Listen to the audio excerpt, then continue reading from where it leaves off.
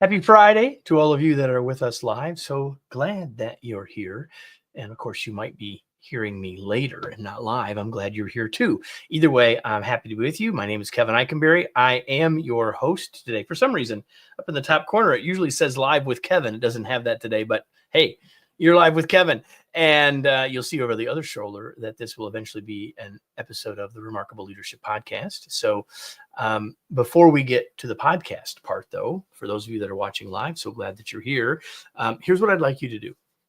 I'd like you to say hello. Well, you can't say hello, but you can type hello. Go to wherever you go in the platform that you're on, comments or whatever, and say hello. Tell us where you're located.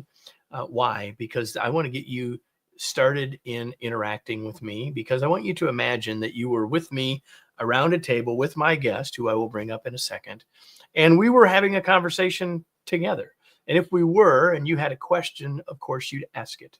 If you had a comment, you would share it. If you had an idea, you would offer it, right? You would do those things. So why not do it here, even though we're virtual? So that's what I hope you'll do. When you do that, Laura, my guest, and I will have a better conversation. You might get a specific question answered. It'll be more valuable for everyone, and eventually it'll make a better podcast. So hope you'll do that. Hope you'll sit back and, well, lean forward, really, and enjoy our conversation. So with that, let me introduce the podcast, and we'll get started. So, Marissa, this is for you in 3, 2, 1. If you talk about, wonder, or worry about culture, what it is and what you would like it to be, then you are in the right place. Stay where you are to gain new insights and ideas, and you will leave inspired as well as enlightened. Welcome to another episode of the Remarkable Leadership Podcast, where we are helping leaders make a bigger difference in the world by growing themselves personally and professionally to help their teams, organizations, and the world be a better place.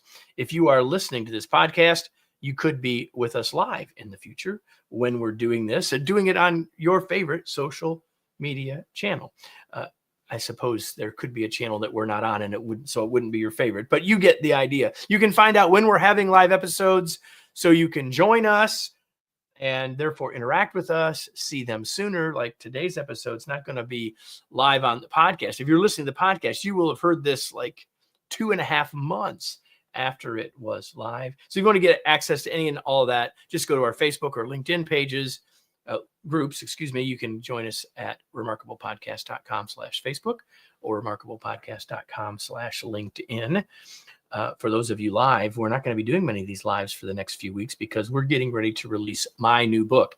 And so this episode is brought to you by my new book, Flexible Leadership, Navigate Uncertainty and Lead with Confidence. It's time to realize that styles can get in our way and that following our strengths might not always be the best approach. In a world that is more complex and uncertain than ever, leaders need a new perspective and a new set of tools to create the great results that organizations and team members want and need. And that's what Flexible Leadership provides you.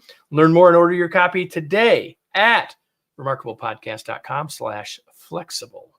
And with that, I'm going to bring in my guest, who you are going to love because I already do. Her name is Laura Hamill. She is an organizational psychologist, an ex-Microsoft director, and a Limeade co-founder, which is an employee experience software company. Through her firm, Paris Phoenix Group, she advises companies on how to transform their cultures. She's also a host at Happy at Work podcast. Her new book and the source of our conversation today is The Power of Culture, Bringing Values to Life at Work. Laura, welcome. Hi, Kevin. Thanks so much for having me. This is going to be fun. I'm super duper excited. This also gets the prize this year so far of the most colorful cover of any book we've had. So I don't know what to do with that, except I'm so glad that you're here. So how do you end up, and I know this is your first book because we talked about that, a little bit about the journey that gets you to this book. Yeah. So it's a long journey. And really where it comes from is most of my career, I've been working for over 30 years. I'm an organizational psychologist, as you said. And so I study work. And along that journey of my career, what I've really seen over and over again, and really any topic I'm working on, any subject matter, you have to understand culture. And so really in so many ways, culture has been the thing that gets in the way of the work that I've done. And so I had to really start to study it because it was what was holding me back and what was holding the work back in a lot of ways. So it's been to me something that has been like a little bit of an enigma. Like, what's going on here? Why does the culture piece always stump us? And so because of that, I started to really study it and started to dig into it. And in fact, I've had lots of chances to study it from more of a scientific or a research perspective. Right. But then I also was a chief people officer. You've And lived that's, it, right? I've lived it. And so that's when it was just really hit me is there's such a disconnect between the practice of culture and the science of culture. And so that's why I wanted to write this book. I wanted to really bridge that gap and show we can stay true to the science, but let's talk about what do you practically do? How can you practically operationalize something that's so complex as culture? You know, that's a perfect way to say it. I think that's what this book does, and that's exactly what we try to do with leadership in the broader sense. Is how do we take something that's extraordinarily complex and make it more practical and actionable, and what can we do? And I have to tell you that I read a lot of books for this show, along with the other reading that I do. And this book delivers on that. We're going to talk about a lot of those things here in a second. But I want to get to, like, I wrote a question and then I thought about another version of the same question. So I'm going to ask both, and then you can parse it out however you'd like. Sure. So it looks like I froze there for just an instant, but here we are. So the first is why the word power? Yeah. Right? And the related question is why has culture become such a big deal? Like, this is one of the buzzwords, right? If we're playing the buzzword bingo thing, it's going to be on everybody's card. So Right. why is it such a big deal, and why the word power? I think the answers are probably connected. So go ahead. They're completely connected. So I wanted to call the book The Power of Culture for two reasons. The first reason is I have been really fortunate enough to work in a place where we worked on our culture, and I felt the positive aspects of power, of culture, sorry, the positive aspects, when it goes well, how amazing it can feel. And this is one of the companies that I helped co-found that you mentioned in the beginning called Limeade. We had something pretty amazing and pretty special, and we were really intentional about our culture. And I felt that, right? I felt how beautiful that can feel. And so that was one of the reasons why I want to call that. And in fact, getting to your point about how colorful the cover is, that's supposed to be a sunshine, because the sunshine kind of analogy is a perfect one for when culture is going well, right? It's radiant, it's life-giving when you have a culture that's positive. So that's one reason I wanted to call it the power culture. But the second reason was really about the role leaders play in forming culture. And I don't think we talk about power in organizations as much as maybe we should. And so the idea here, or it's gotten some sort of negative right, connotation. completely. We're only thinking about it in terms of how power corrupts, which we know it does. I can, or that also, it can, right. But it also can be an amazing, beautiful tool that we can use to help people come together and do really hard things together. And that's the part that I really wanted to emphasize too, is the role that leaders can play. And a lot of my work, I see that leaders don't really understand that. They don't embrace their own leadership and don't take advantage of opportunities to bring people together, to help people see something bigger, to help them feel empowered. They break them down instead of building them up. And so the role of power in forming culture is really an important piece of this, because leaders really have to be the first ones, the main ones talking about culture from my perspective. They're the ones who people look to. They're the ones who've kind of made it in the system. And so when somebody comes into an organization, they look to the people who've made it in the system, right? And it's just sort of logical. Who are these people who've made it here? Let me look to them They've and try to succeeded. understand. What's the Yeah, game? How do I play this game?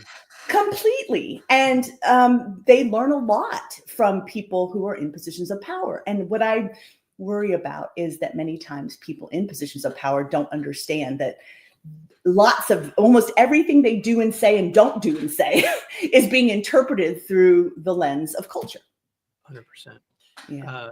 I often say that leadership isn't a power grab, but the most effective leaders have plenty of extra power granted to them. Yes. So, yeah, I'm right with that. So we've gone far enough. You wrote a book with culture in the title. We probably ought to get your definition, because I like your definition. It's a little different than many others. It's a little different than mine, and that's which is totally fine. But I really want you to share your definition. Then I've got some questions about it. Sure.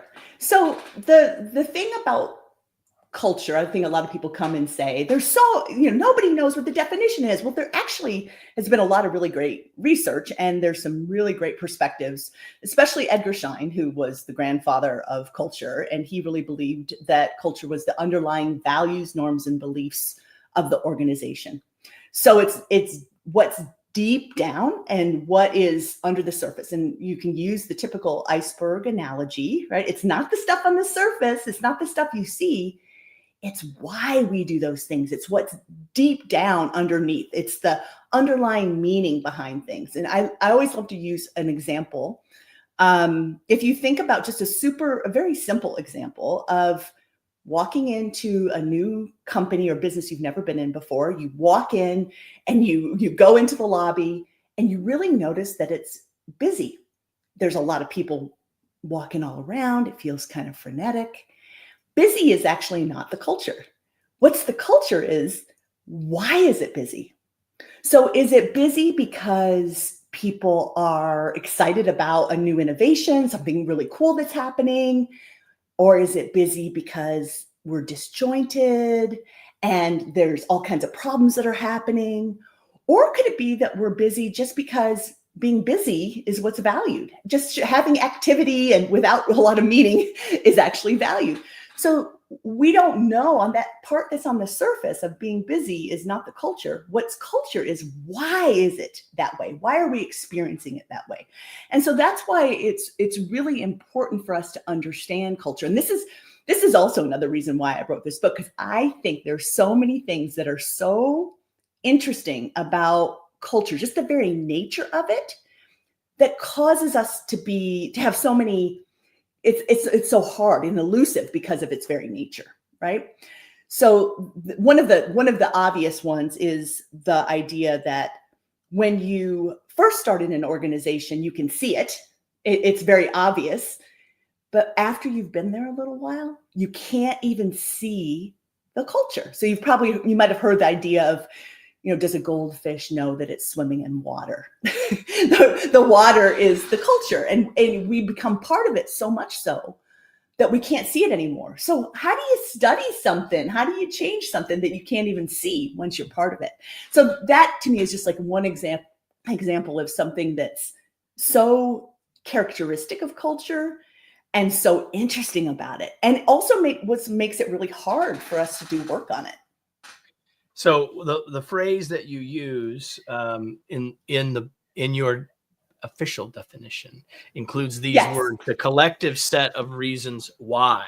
And Yes. you've now described that to us, and that's, I think, the thing that is super important about this book, because you've also just described something else I think is really important, that what culture isn't, even though you haven't said it exactly, and that is, culture isn't climate.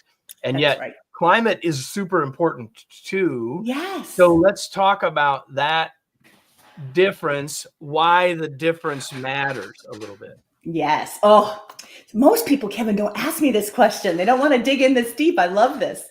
So it's Well, really not most people. Let's just. You're not most people. You're not. I love it.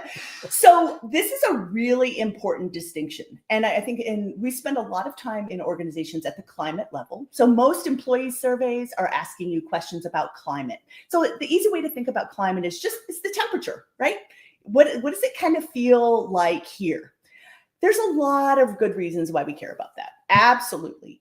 But what's missing from that is what I mentioned before, what's down deep and underneath. So you can keep focusing at the climate level, but a lot of times what you'll find is that you can't change some of the things at the climate level because you're not addressing things at the culture level.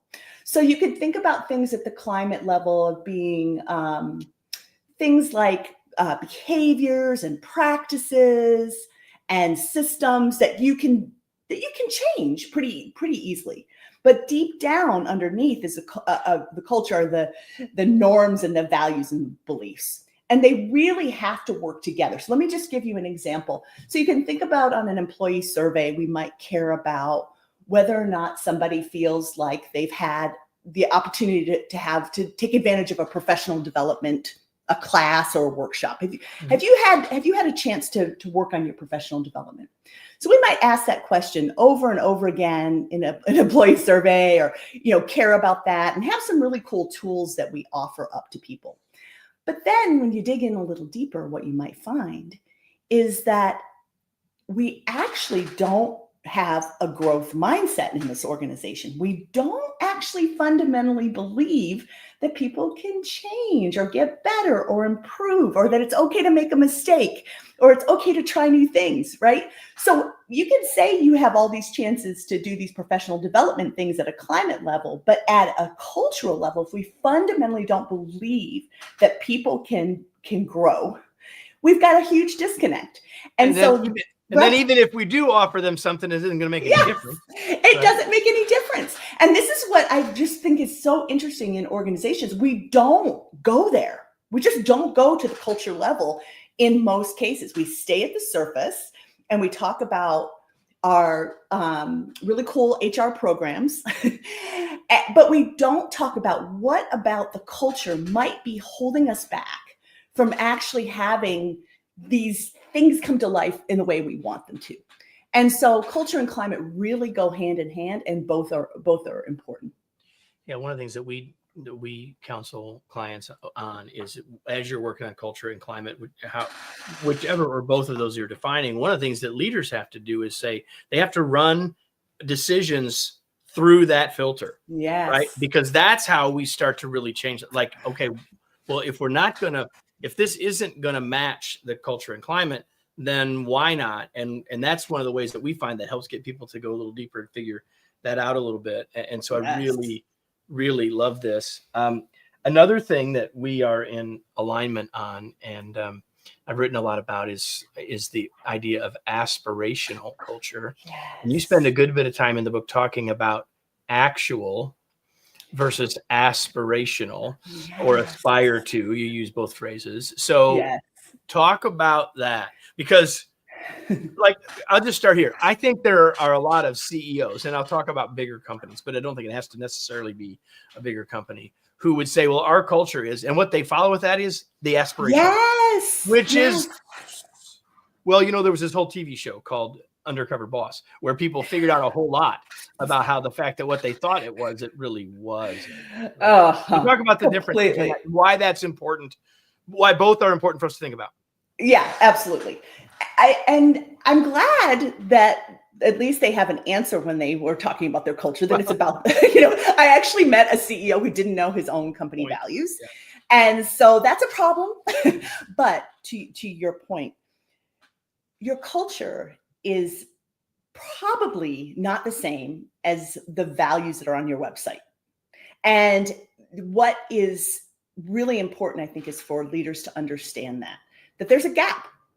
Do they even have any understanding of how big that gap is? For most organizations, they haven't really done the work to understand what is our actual culture right now. How would people describe what we really value here?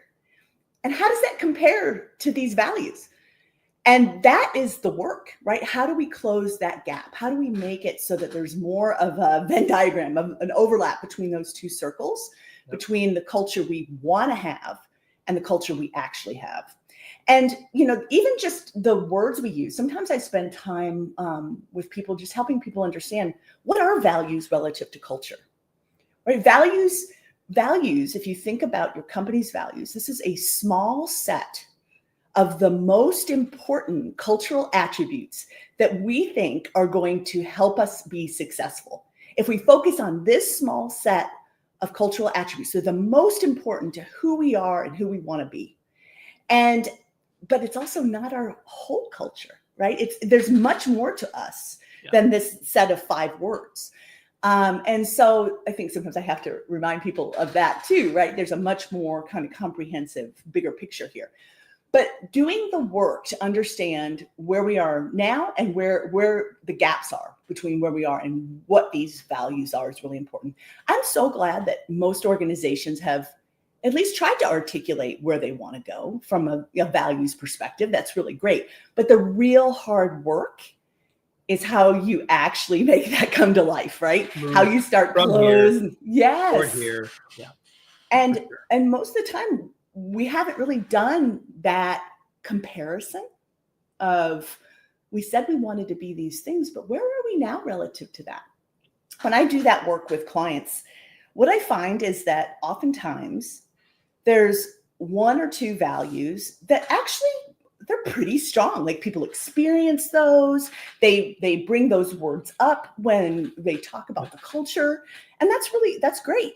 But what are those other words, those other values that maybe aren't consistently brought up or experienced? What are we doing to make those come to life? And that's what I think a lot of organizations need to be thinking about, is the experience of the culture and how that actually is something that's real. I do this really simple exercise, and it almost feels like a little bit of a smoke and mirrors kind of thing. But I have people when I do workshops on these topics, I have people come in and just give me like the top 5 words that come to mind when they think about their culture. Just top of mind, what are the things? Write them down. And then a few minutes later, after I talk about some other things, I come back to that and I say, okay, now what are your company values? And I tell them that I'm not trying to like make them feel bad. This is not culture value shaming. This is just like, do you even know them? Right? Which is really interesting. Do you know where to find them? Do you have a key card, or do you look them up on your phone? And then when you actually see them and look at them, do you remember them? And so that is a kind of an interesting exercise. But then what I have them do is now compare your company values to that list of the 5 words that you came up with earlier about how you would describe your culture. This is a little really, really unscientific culture assessment. You can compare your current culture to the culture that your company aspires to. And what's the difference there, right? Do you see, like, is there any overlap at all? Are any of the same words used? Or, what some people say is actually they're opposite. Like, the words I wrote down were the opposite of our values. Yeah. So there's the stuff of our values that overlap. Think about your Venn diagram, but then there are the ones, to your point now, that are the lived values aren't on that list. It's not just that we're not doing our best on all the ones that are listed. Like, we got stuff in our culture that's not listed and might even, to your point, be opposite. Exactly. And to me, there's some really pretty simple, straightforward work that organizations can do around that, of just being clear and more thoughtful about what's happening with their culture and how their values are really experienced. I told you this before we went live, that this could go way longer. Like, I'm going to get through about a third of this stuff that I wanted us to talk about. Which just tells me, everybody, I'm talking with Laura Hamill. You need to get a copy of her new book, The Power of Culture, Bringing Values to Life at Work. I want to talk about a phrase that you use in the book, and then I want us to talk about something that goes with it. So the phrase is, cultural betrayal. Yeah. But then I want us to go a little deeper on it, because I've observed some things that I think take us maybe the next step, or at least I want to talk about that. But first, what Yeah. is cultural betrayal? Yeah. So cultural betrayal is a label I gave to this thing that happens when a person joins an organization and they think based on based on the company website, based on the hiring process, that the culture is a certain way. And, even the videos that they can see on the website that might say, oh, look I'm like really excited about joining this company. Their culture looks amazing. They seem to value a lot of the things I do. Like, I can't wait to get there. And they get there, and then they start to understand over time that actually the culture that they're experiencing has nothing to do with the culture that they were sold. So they were sold something that's not what they actually received. And the term cultural betrayal seems a little dramatic, but I actually think it describes how it can feel for a lot of people. It feels pretty deep, like it hits pretty deep, and it can cause people to feel this kind of sense of resentment and withdrawal. And this is when I think I've heard a lot of people talk about how employees don't seem to be coming to company meetings or asking questions in company meetings, that they're starting to kind of pull back. Well, this to me could be one of the reasons why. It's like I was ready to buy in. I was all excited, but then now I'm experiencing something very different, and I'm just going to pull back and not be part of this. So yeah, It was so like a that's bait and culture. switch, right? Like, wait a minute. Bait and switch. Exactly. And I think I've talked to so many different employees who've had that happen to them. And again, I think this is why, so many companies have known that they're supposed to work on their values. They're supposed to have values. They're supposed to talk about culture in the hiring process. But the whole part about this actually being authentic and lived and real is where a lot of companies are struggling. Here's the thing I'd like us to talk about a little bit. Like, I'm right with you. I totally think all that is right on. I love the label. I love that somewhat dramatic label, because I think it's worth thinking about. And yet, if we're leading in an organization and we've done some of the kinds of work that you've described, like we know where we are, but we know where we want to be. Yeah. The question I would have is, aren't we setting ourselves up to have this cultural betrayal, not just with the new people, but even with people in the organization, like, because this is going to take time to really move there. And it is all really ultimately always a journey. And so talk to us a little bit about, what do we do as leaders? I mean, we want to set that aspirational vision. We want people to see that's where we're trying to go, but we can't flip a light switch. Yes. So like, how do we, how can you help leaders listening and watching right now think about that? Like, because if we set a course, then we're setting ourselves up to automatically have some of this cultural betrayal. How do we deal with it? Yeah. So such a good point, Kevin, right? Because this is long-term work. This is a long-term commitment. And in fact, it's never ending. It's ongoing. You have to keep working on it, like anything that really matters, right? There's no end. There's no end to it. I think a lot of it has to do with how we actually share the vision for where we're going and talk about that journey. There's a lot about this that's around communication and helping people see what you're trying to do, paint that picture of the vision, and not thinking about this work as, a one quarter and we're done, or we rolled it out and it's good. There's work that has to be right. There's work that constantly. Like, if that's all you're going to do, don't even start. I agree, because you get this betrayal, right? Like, if you're only thinking about this as a project or a quarter thing, then might as well just let things naturally happen as they're going to happen, because it can set it up to be quite negative experience. But the idea, though, is that you can take steps every single quarter to make a difference. And the idea here, and this is part of my book, is around this idea of the intentional culture circle, right? all the things that you need to do, all the steps that you need to take. Thank you. They're in there, and they're pretty, I think, simple and straightforward. The idea of how do you think about helping people understand the behaviors that they need to exhibit. And the behaviors are, on one hand, that feels like pretty tactical, but it's actually a very simple way for people to understand what you want them to do differently. A lot of times I talk with leaders and they're frustrated because employees aren't doing what they want, but they've never articulated it, right? They've never described it. They've never shown people what they mean by it. So we have to give those examples. We have to be clear about what does it mean to actually demonstrate these values. So that's one of the steps. But which really, takes us back to behaviors and your stuff about climate.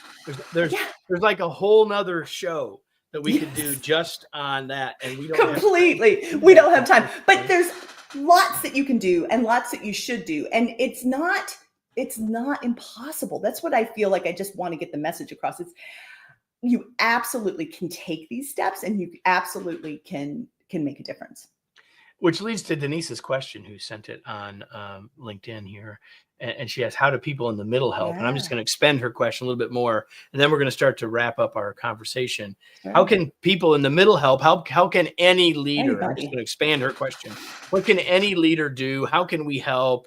What should we do? Where should we start? Yeah. Anybody, and especially anybody in a management position or a leadership position, absolutely could be taking your company's values and talking about it with your team and saying, how does this go for us now? What's your experience of this? What are some things we could do on our team to make this more real? What are some things that you feel like you don't understand about these? Having a dialogue, having a discussion, that doesn't happen in most organizations where managers talk about the values and talk about the culture they're trying to create. So I think there's a lot of opportunity for it to start to feel real through at a team level. So the thing that I think, and that could happen also with employees. I mean, I'm always, because I really truly believe in the role of power in forming culture, I always hesitate to say we completely can create a bottoms up, change in culture. I just don't. Both. Yes, it's both. Right. It has to be both. And I love when people in kind of frontline roles are trying to change the culture. It's just really hard, right? It's an uphill battle. If you have people from the top, it has to be connected with what the senior leaders want to do. 100%. And honestly, senior leaders can't do it alone either, right? Like, who owns the culture? We all do, right? Right. And yet there's an absolute role for those with the positional power that has to be a part of it. Completely agree. So a couple of other things. I'm going to ask the question that I ask everybody, but it's especially interesting for me to ask this question of someone who has a podcast called Happy at Work. Yes. So my question is this, Laura, what do you do for fun? What do I do for fun? There are lots of things that I do for fun. I would say one of the biggest ones is I like to lift weights. And it sounds like it's not fun, but it is. I have so much fun lifting weights. So that's one thing. It's also, I have to bring up my dog. My dog is the most fun. I have a golden retriever, and you can't not have fun with the golden retriever.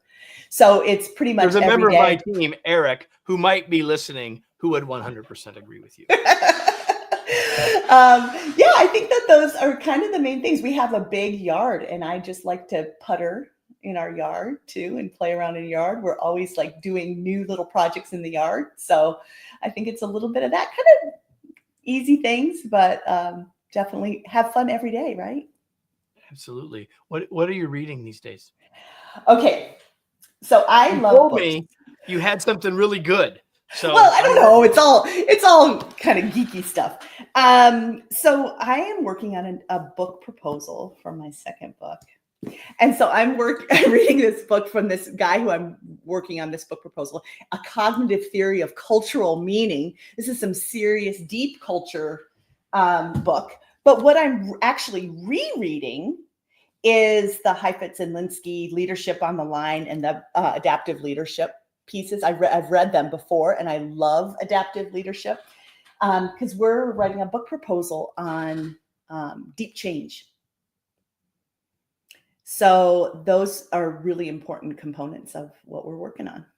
Which means you must have a co-author. I do Right. have a co-author. We'll have another conversation about that someday. Yeah. But now the question right now, because there's another book in the future, but there's a book right now. So Yes. where do you want to point people, Laura, to get connected with you, learn more about the book, etc.? Give us a minute on that before we wrap up. Absolutely. So you can go to my website. So it's Paris Phoenix Group. So Paris, the city, Phoenix. Oh, thank you. And that's actually just for context. Somebody thought maybe I had offices in Paris and in Phoenix, which would be such a weird combination. It's actually my kids' middle names. So I really wanted to start my company based on something that mattered the most to me, and it's my two kids. So it's their middle name. So ParisPhoenixGroup.com, you can learn more. But you can also please connect with me on LinkedIn. I always like to build out my community under Laura Hamill.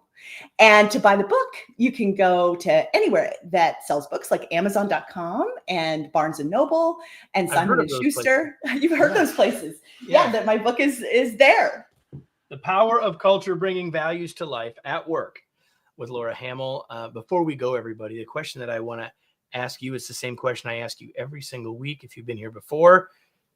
Most important question of the day is now what? Now that you've had the chance to get insight and ideas from Laura for the last 30 plus minutes, the question is, what will you do with it? Because if you take no action, it was really of very little value. So I have a bunch of notes that are mine, but really the question is, what for you will you do that you want to take action on? It's that will make this a good use of your time. So Laura, thank you so much for being here. Such a pleasure, even more than I expected.